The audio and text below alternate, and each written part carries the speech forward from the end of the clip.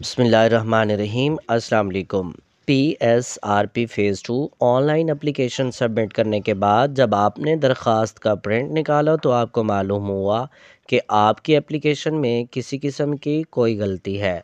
स्कूलों की सिलेक्शन सही नहीं कर सके, या आप स्कूलों की सिलेक्शन में तब्दीली करना चाहते हैं, या स्कूल प्रायोरिटी चेंज करना चाहते हैं। अब ये मुमकिन है।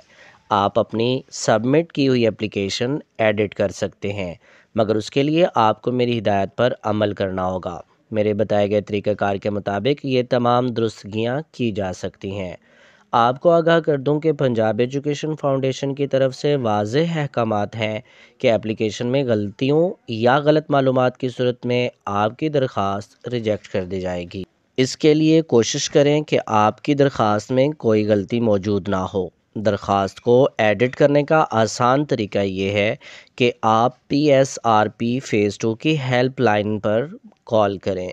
नुमाइंदे को बताएं कि मेरी एप्लीकेशन में कुछ गलतियां हो गई हैं और मैं उन गलतियों को दुरुस्त करना चाहता हूं। नुमाइंदा आपसे आपका नाम, ID card number, mobile number और डिस्ट्रिक्ट वगैरह की मालूमात हासिल करेगा।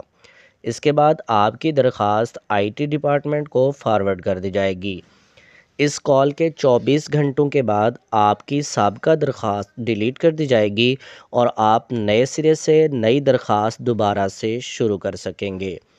इस बार ज़्यादा एहतियात से काम लें ताकि गलती सरजद ना हो। इसी तरीक़ाकार के मुताबिक तमाम इंफॉर्मेशन पुट करें। तमाम दुरुस्त मालूमात के बाद एप्लीकेशन फाइनली सबमिट कर दें।